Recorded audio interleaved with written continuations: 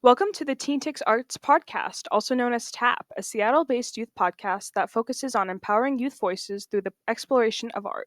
Here on this podcast, we share our favorite artistic topics by exploring their histories and cultural impacts, but not only offering our perspective as teens, we interview artists from emerging teen artists to ones well-established in their careers. This week, for our introductory episode, we will introduce this year's TAP hosts. After that, we'll break off into two small groups and have our own conversations about personal artistic influences. Stick around to hear what the TAP teens have to say.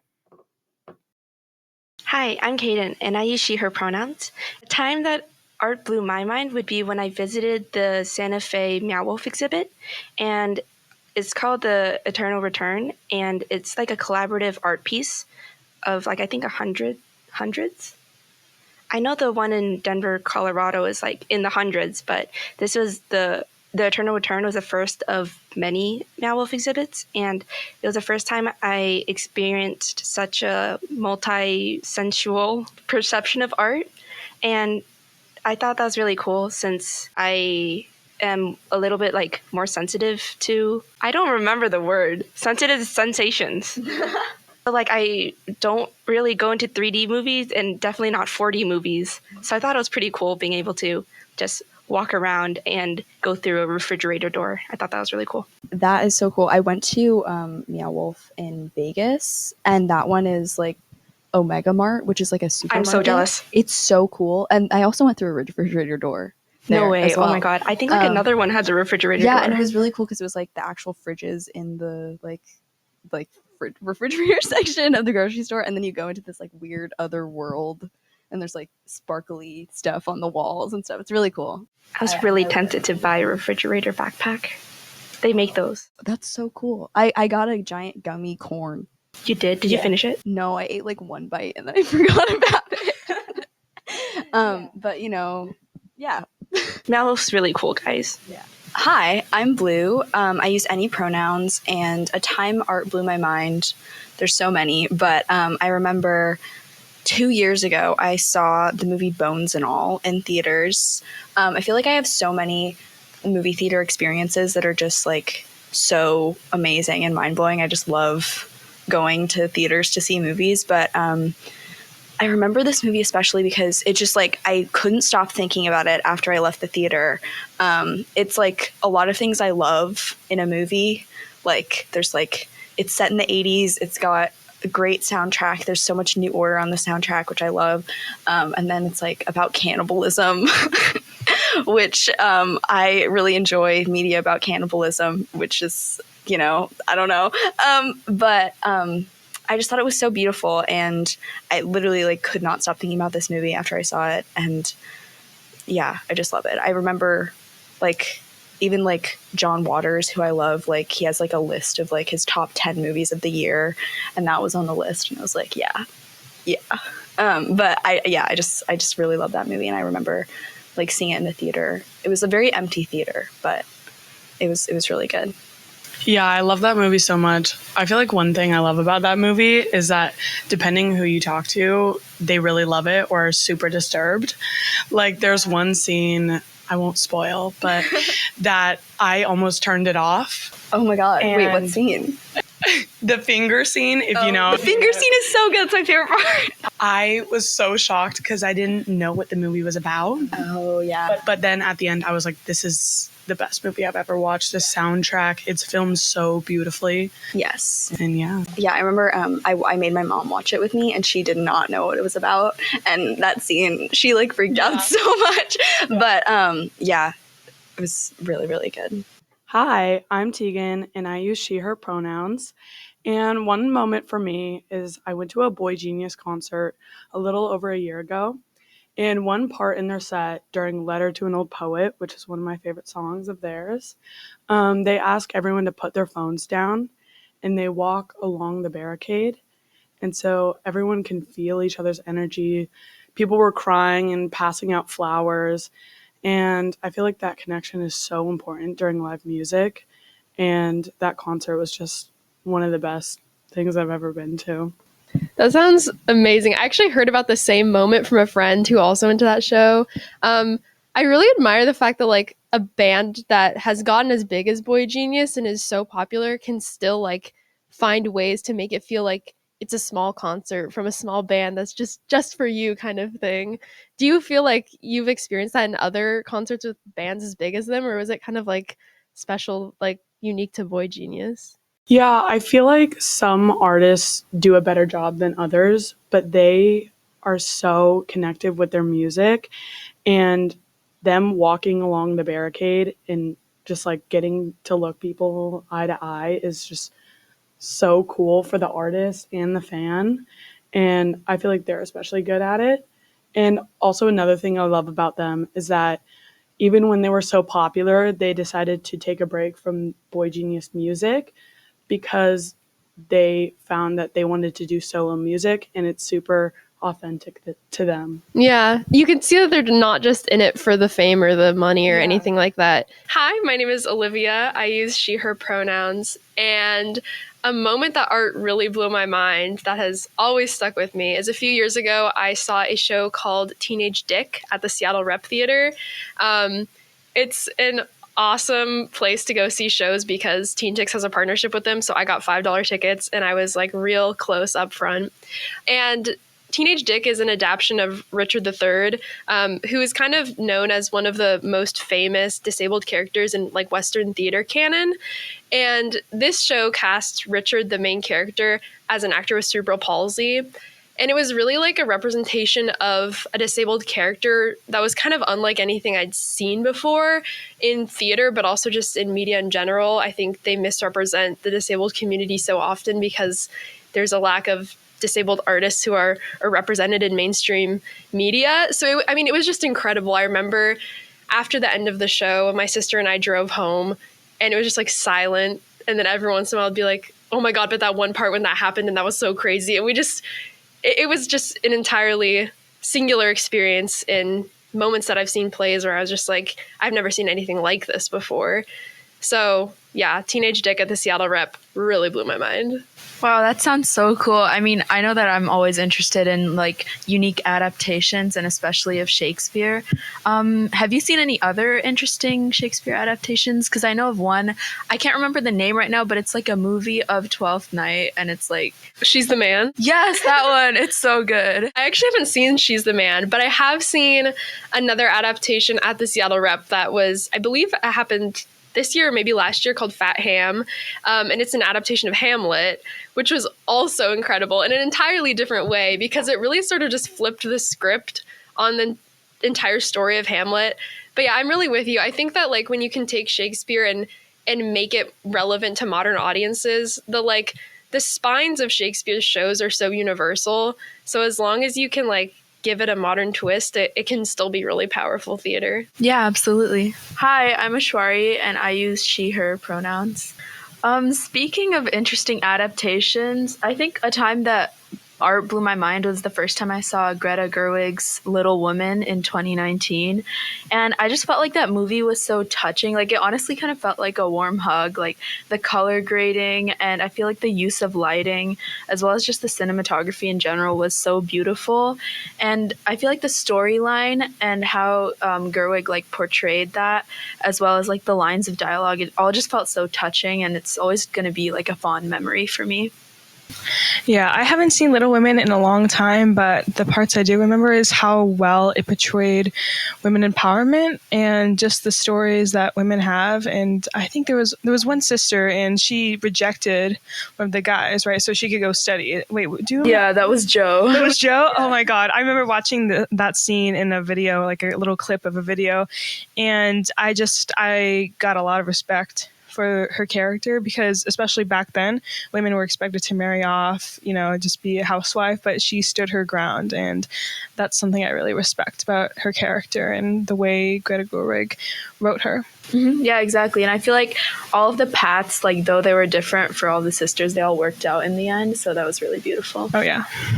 Hi, I'm Sofia, and a time when art blew my mind was when my mom and I went to the Eras tour in Amsterdam last summer. It was one of the most beautiful moments of my entire life, walking into that stadium, seeing the iconic Eras Tour stage, and just watching the show and seeing Taylor perform all of her eras and all of her music over the past 14 years, I think.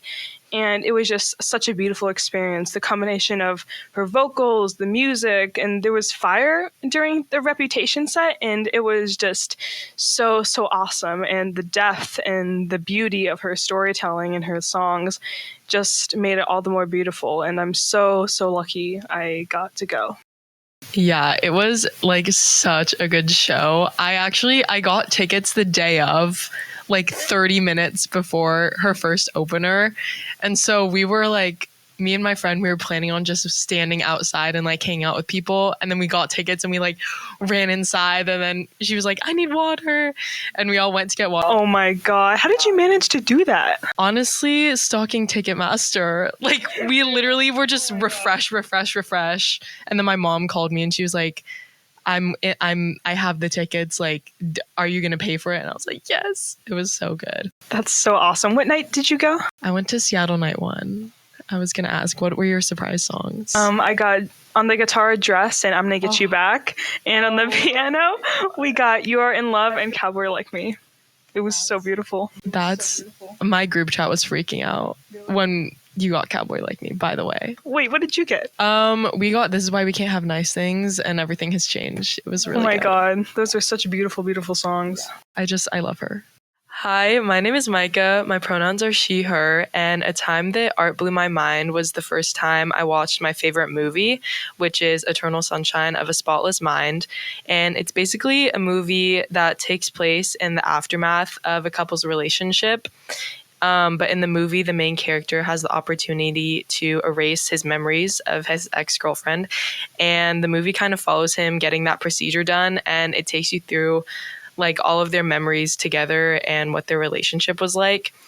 And it was the first time I watched a movie that was just so intentional in terms of like everything. Like there's dozens of videos on like their hair color and like just the coloring in the movie and just all these little details that really carry a lot of meaning, and it really inspired me.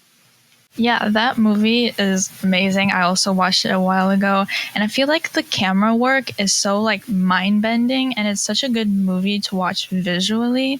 And I like how the director kind of stepped outside the boundaries of how people usually use camera work for movies. Do you feel like you've ever seen a movie that also kind of experiments with camera work? For sure. I mean, honestly, I think Eternal Sunshine does it best. It's so good, and it's really like creative. I'm like, how did the director come up with that? I think the only movie I've seen that really does that in a similar light is like Get Out by Jordan Peele.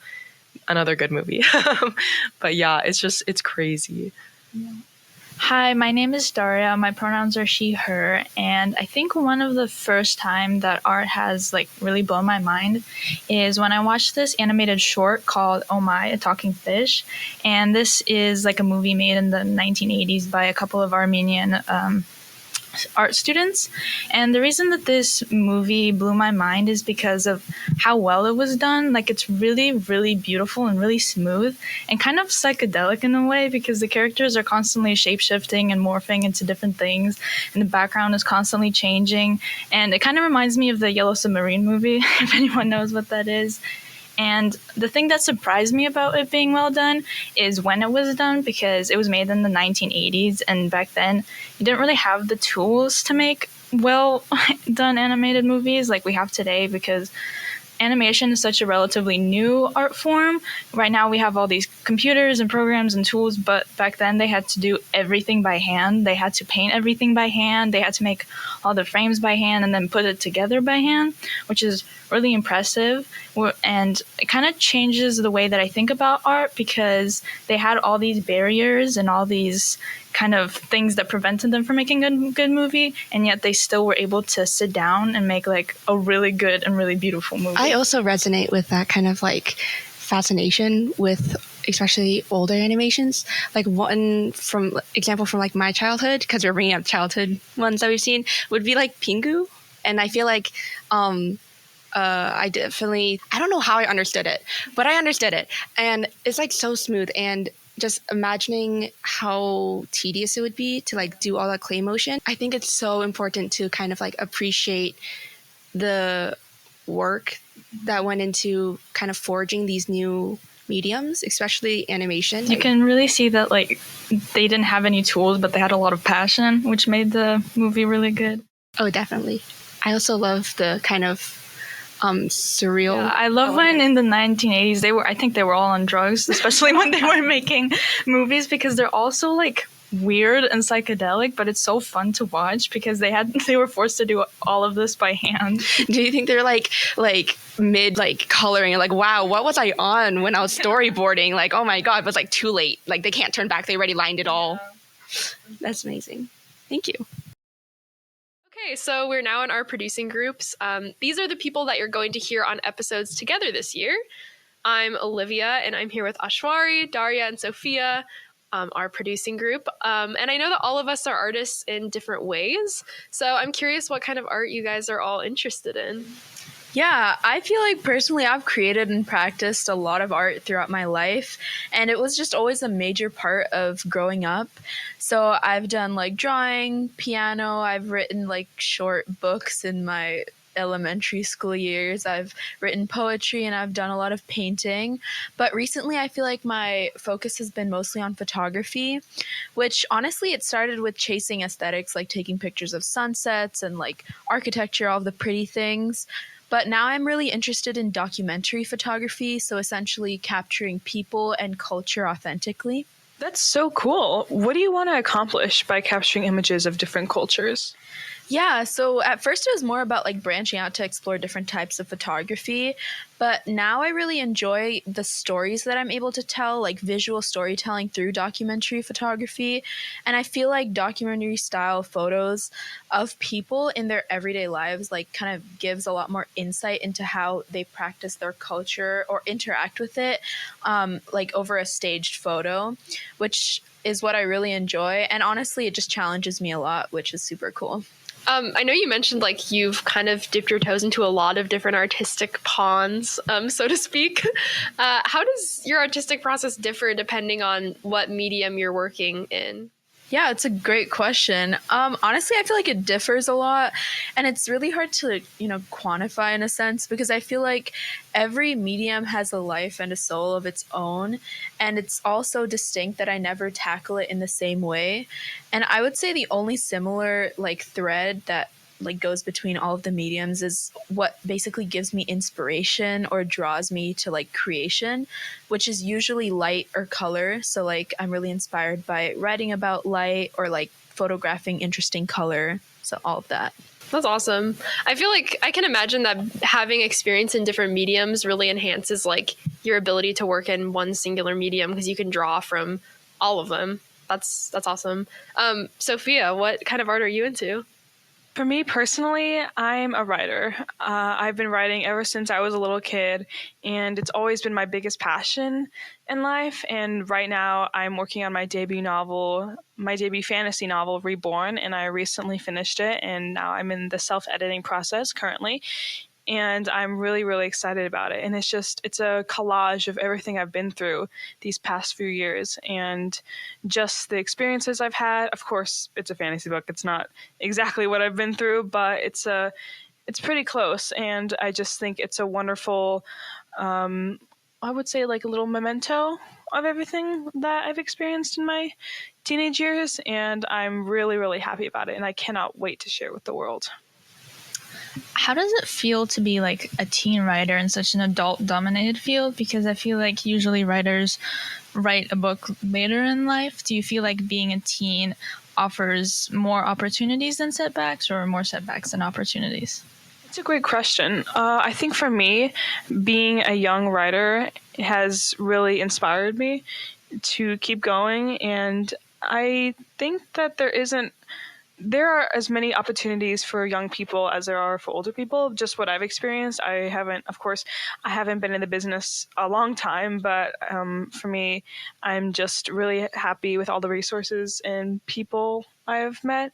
and they've helped me along the way. I've met a few authors, and they're some of my biggest champions, and I'm really grateful for them.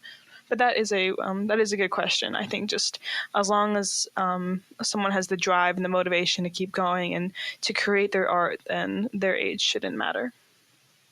What does your writing process look like day to day? I'm curious, being like a young writer specifically. I know you're going to school. I'm sure you probably have like other commitments too. So how do you even do this? Like, how do you get this done?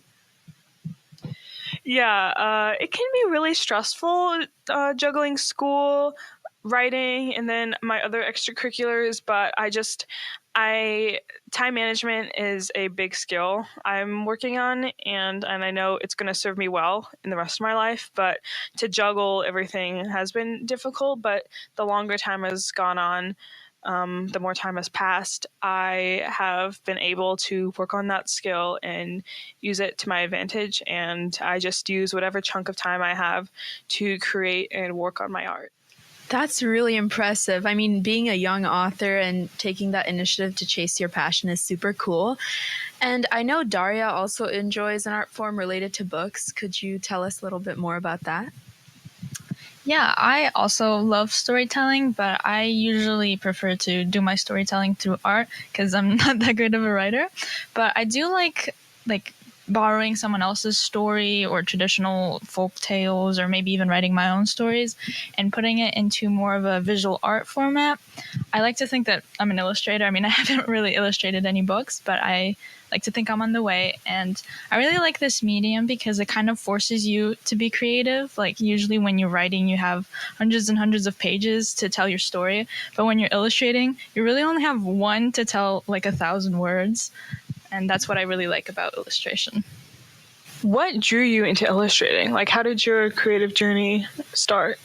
I think it started mostly because my mom, when we moved here, she brought a lot of children's books with her. So I spent a lot of my childhood just flipping through a lot of children's books, not really reading them, but mostly just looking at the pictures. And I really want to pass on this like culture of teaching your children, like telling your children stories through these beautiful artworks. And I really want to contribute that and contribute to other people's childhoods. With an art form that's like geared towards children specifically, I wonder if it's harder to, and I'm like kind of just like thinking out loud here, but I'm wondering if it's harder to get, authority or like respect within like art spaces because people don't consider children to be, intellectuals and like, interested in art in that way. Do you experience that, or do you see that at all with illustrators who illustrate mostly for children? Yeah, it really depends, I think, on what kind of illustrator you are, but I do get a lot of like, oh, your art is so simple. And it's like, it's on the one hand, it is simple because usually you want children to understand what's happening, but it's a whole other art form. People don't really realize how difficult it is to cater to children because they're a whole other genre than you have for teens or adults who can think a little bit more deeply onto what they're reading. But I think it is important to still put effort into that genre because these are the future generations and you still want them to be reading books and having good taste when they grow up, and you want to start that early. So I think people really underestimate this genre, even though they're the ones who, when they were children, were reading these books. They kind of underestimate how you still have to do that for the future generations. Are there any illustrators you really admire? There are a lot of illustrators that I really love, but I think one that I keep coming back to is probably Ivan Bilibin, who is a Russian illustrator. I think he lived between the mid-1800s and mid-1900s, and I really like the way he mixes these old and traditional folk tales with this kind of new and contemporary and unique art style. His art is very art nouveau, but in a way that's very specific to him. And one thing that is really important to illustrators is that your painting should still be able to tell the story without the words that accompany to it. And he illustrated a lot of books and magazines, and if you took away all the writing that the author did, you would still be able to understand what the story is just through his paintings. And I just really love his color palette, the way he formats his paintings. It's like really beautiful, and I try to aspire to be like him. That's awesome. Olivia, I know you present stories visually as well. How do you go about it? Well, I'm definitely not a visual artist per se, like Darya. My sister is the illustrator of the family, but I'm first and foremost a theater kid, and I'm very into performance arts. I've done like choir and different kind of singing and theater through and through. I've done some acting in high school. I'm mostly done acting. I directed one time, and it was an experience. I definitely learned a lot from it, but I kind of see myself mostly as an actor, and I'm hoping to continue that post high school. But yeah, I love theater. I love consuming theater. I love being in theater. I love learning about theater. So yeah, big theater kid over here. I'm sure with your love of theater, you've probably played a lot of roles. So I'm wondering, like, what was your favorite role that you played? It could be like the most challenging one or the one you had the most fun with. I mean, I love musical theater a lot, and I played Cinderella my senior year of high school, which was so fun. It's just like, it's a show that's really oriented towards kids, kind of like you were talking about, Darya, but still it was like really challenging, and it was really rewarding to see, you know, little kids dressed up like a little Prince Charming or a little Cinderella at the show. But I think the most challenging role that I've ever played was when I played Viola in 12th Night. It was sort of the first time I'd gotten a lead role, so it was really exciting in that way. But it was also the first time I was working with an assistant director who was teaching me how to write backstory for my character, how to write internal monologues for my character, and do the kind of the work of acting that a lot of people don't think about when they're just watching it on stage. They don't see the work that went into it. And so that was definitely a learning experience, and doing Shakespeare as well taught me a lot about that type of theater, and it gave me a new appreciation for it, because I hated Shakespeare before I acted in it.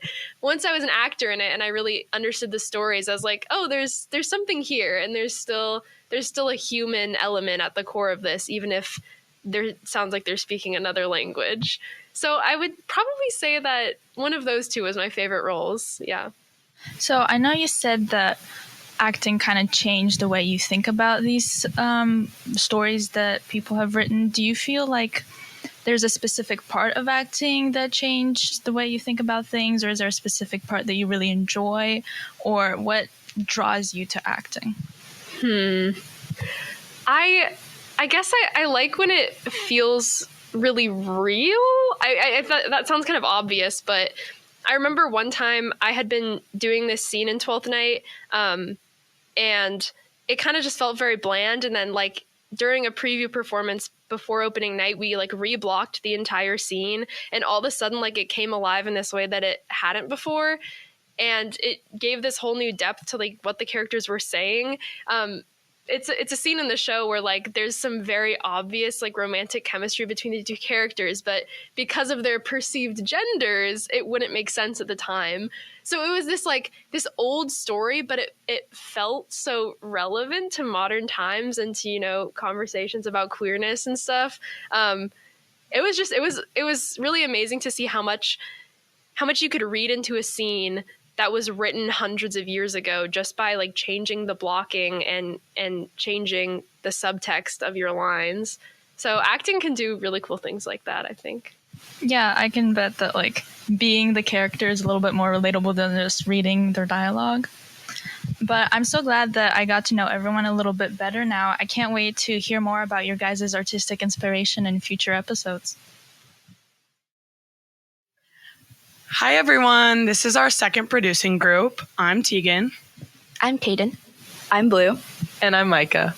So I saw this quote last week. It was very Tumblr, you know, but I thought it was such an interesting quote. But it was, explanation kills art. And I was wondering if you guys agree. I feel like I agree to like a certain extent. I feel like I can't really say like I'm going to agree with this in like every scenario ever, but I feel like for the most part, I definitely agree. I feel like I enjoy a lot of art that like isn't necessarily like easy to understand at face value. I'm not trying to be like, oh, I'm so cool and deep or whatever, but An elitist media consumer. yeah, I mean, I'm a really big fan of like Twin Peaks and David Lynch, and that those things are like very like people love to be like, oh, Twin Peaks explained. Like there's so many YouTube videos of like Twin Peaks and like other movies that I like, and it's like, this movie explained. No, really explain. Literally, that's one of them. Is like, no, really. And I'm like, okay, so I feel like you're missing the point a little bit here. Like I think how I feel about it is that like when people put out art, like it like obviously means something to the person who creates it, but I think the whole point of art is that like when you put it out, it like becomes for everyone else. Like everyone who like consumes that art is going to have like a different perspective on it, a different way it means something to them. And I think that is like the true beauty of art. And I think like when talking about like when all these YouTube videos are like, oh, this explained, I feel like it's like taking that away from that. Like not that like you can't like try to like find an explanation for things, but I think trying to be like, oh, this is the end all be all of like what this thing means, I think that's kind of like missing the point of the art. Yeah, like riffing off of that, just the boxing it into places like limiting, because like not only is it limiting because you're like, oh, it's only one meaning, but also because it also just takes away the like experience that people might have of just not understanding it. And I think that's like another part of art that I think is so beautiful, and something that is honestly so unique about art is that you don't need to understand it to appreciate it. And I think that's something that might be a little harder to see nowadays, but especially like if you're like going on a hike, like you don't need to pick a flower to enjoy the flower. Like you can just look at the flower and move on. You don't need to like love that metaphor. Yeah, I also feel like there is value in explaining art because like specifically for me in music, I follow not only artists for their music, but for them as a personality. And like an example is Conan Gray, and he is very open about his childhood and the struggles he went through, and he makes music about it. And it's very important to me because it's important to him. And I feel like that way explaining art can be such a cool tool to get to know an artist, especially today when we have access to that. I think also because it's so easy for people to kind of relate themselves to art, it's really used as a tool, and it can be vital to people, whether that's like coping or like having their favorite song that they play in the car with all their friends. Like it really builds experience and like fosters relationships and community. So yeah, I think that explaining art definitely has value in it too. Maybe not all, but I feel like a lot of people have like that one playlist that just like it's either like titled some like really like deep mysterious sounding thing, like, oh, sitting in my bathtub 3 a.m. staring at the ceiling, crying. Or like mine is called like pregame to what, and it's just a whole bunch of songs that I cried to. Like, what am I pre-gaming for? I mean, your existential crisis, obviously. I feel like that's definitely something that I could arguably maybe attempt to say all of us. Can I? Yeah, sure. I want to. Yeah. No, I feel like I definitely like agree with you guys. I think there is so much value in like explanation as well. I think it just like it depends on the art and it depends on the person. Like some people want like an explanation for everything, and I think like that is like totally valid. I just feel like when people try to like say that like, oh, like you have to have this certain explanation like that has to mean this thing, I think that is like where like I have problems with that. But I think a lot of it is like a lot of times it's like it's just up to interpretation, and like I think that should be appreciated, and you don't have to like understand something fully to like it. Like I think like a lot of people think that like I don't know, like if you like are confused by something, then like oh like you have to like find an explanation that like has to be and like you can't, a lot of people like can't just like leave it be like oh like I don't understand this, but like it's still beautiful and I still like can find value in it. And I think that is like yeah, I also like agree with that. And kind of another place where I think explanation can actually like make the experience a little worse is when it's like you feel the need to understand things, but then it pushes it onto the artist and like makes it seem as if they have an obligation to explain what they made, even though like people say like, oh, you make art, you put it out in the world, is like no longer yours, it's like everyone's, to like what Blue was saying, interpret like on their own time with their own meanings. And just, I think explanation can be really strong, but once there's like an obligation, and it just kind of melts it away. I totally agree with you, Caden. I feel like another thing that kind of makes that happen is like honestly our generation and like young people, because of their use of social media. Because social media is so accessible. I don't think I know a single person that doesn't have like one form of social media, and it can kind of become toxic in that sense, because like people really like to like comment on songs or whatever. It's kind of crazy how much social media is integrated into our lives now. Like every 5 minutes, I'm just opening Instagram or TikTok or whatever, and then closing it like 2 seconds later. I don't know. It's just so weird. And I think that like the anonymity.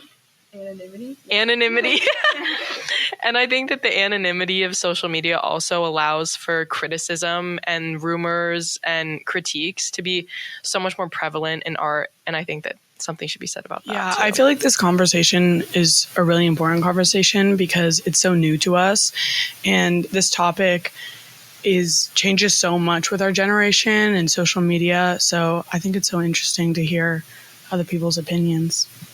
And it's definitely not going away, so it's great to keep open discussion about it.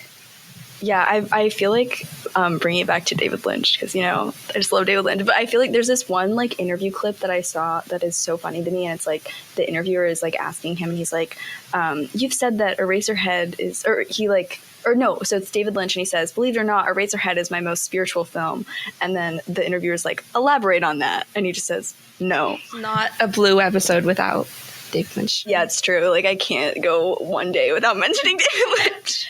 But like bringing up that interview, that actually reminded me of the interview Ashwari like did last year. And I remember like their questions were so well thought out, so like great. And then the guy was just like, oh, I just did it because like in the shower, it was like blip, blip, blip, blip. And it's like, oh, people can have extremely sentimental like experiences, like memories of a thing, but in the end, like the explanation kind of would limit it. Wait, where was I going with that? Hold on. Oh yeah, it's because he also had that like, no, I don't want to kind of energy, and I thought it was hilarious because like they're all wearing suits and stuff, and he like pulls up in his sweats. He did not wear sweats, guys. Yes, and that is why like I love like David Lynch stuff so much, because like he refuses to explain it, and I think that is like so interesting. Like I know, like I totally agree with you. Like social media has like led people of our generation to like want to find a meaning in everything, and I think that like consuming art in a way where you don't have to like find an explanation is so valuable, and that's like why I love David Lynch so much. Yeah, for sure. I think like in general, whether it's sentiment or just like something you thought up, or like whether it's good or bad to have social media or whatever it is we're talking about, it's just all about finding a balance between like having accessible art and using that to our advantage, or also on the flip side, like not holding artists accountable to share things that they're not obligated to and force them to be too vulnerable or personal. So we're going to close out our episode by doing a little media recommendation. So for mine, I've been really listening to the band Amyl and the Sniffers a lot recently. They just put out a new album called Cartoon Darkness, and it's so good. I love it so much. I've been addicted to this one song since it came out as a single like a couple months ago, called You Should Not Be Doing That. I literally like can't stop listening to it. It's so good. And I love Amy Taylor, the front woman, so much. She's incredible. And I also just got tickets to see them in March, and I'm so excited. So you should really listen to them. If you're a fan of like sci-fi movies or animated movies, I definitely recommend watching Studio Ghibli's movie Nausicaa. It has such unique storytelling, and it is so beautifully animated. And it's actually one of Miyazaki's first movies that he's ever made, and it still holds up to this day. So if you love that type of movies and that kind of vibe of fantasy sci-fi, then I definitely recommend watching it.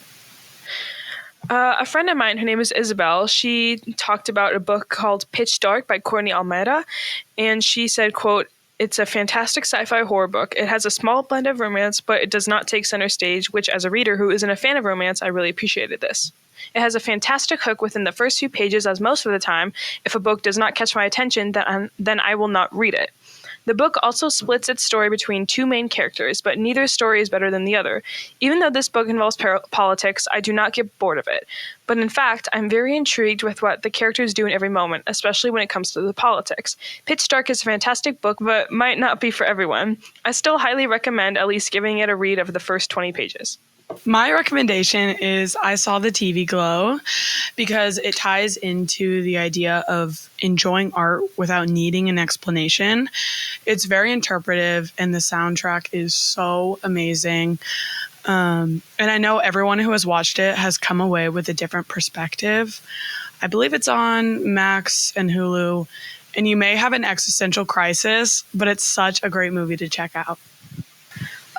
Right now, I really am into this artist named Leve. I really like all of her songs, but my favorite is probably Promise, and it's been on loop for me, and I honestly just think everyone should give it at least one listen. So my media recommendation is an artist, and her name is Lindsay Lomas. She's kind of a smaller artist, but she is a part of Jacob Collier, and he just got nominated for a Grammy, actually. He's on tour right now. He has a really cool band, and she's a part of it, and she also releases her own music, and it's really funky, really fun. She's really, really a sweet person. I've met her a couple times. She's just like really incredible. She has really good riffs and I love her music. So yeah, you should totally check her out. Okay, so I will never shut up about this band. I think everyone needs to listen to them. Ideally, everyone needs to go to one of their concerts. The band is called Sammy Ray and the Friends. I'm absolutely obsessed with them. I heard about them from my choir teacher when I was a sophomore in high school, and since then I have tried to spread the fandom to everyone possible. I think what I really love about this band is that when you go to their shows, it truly feels like you're just hanging out with your friends. This was the TeenTix Arts Podcast. Thank you for listening. We hope this episode will encourage you to check out some of the art we talked about this episode. Thank you to everyone behind the scenes who helped make this happen. Join us next month when we talk about another artistic inspiration of one of the top hosts.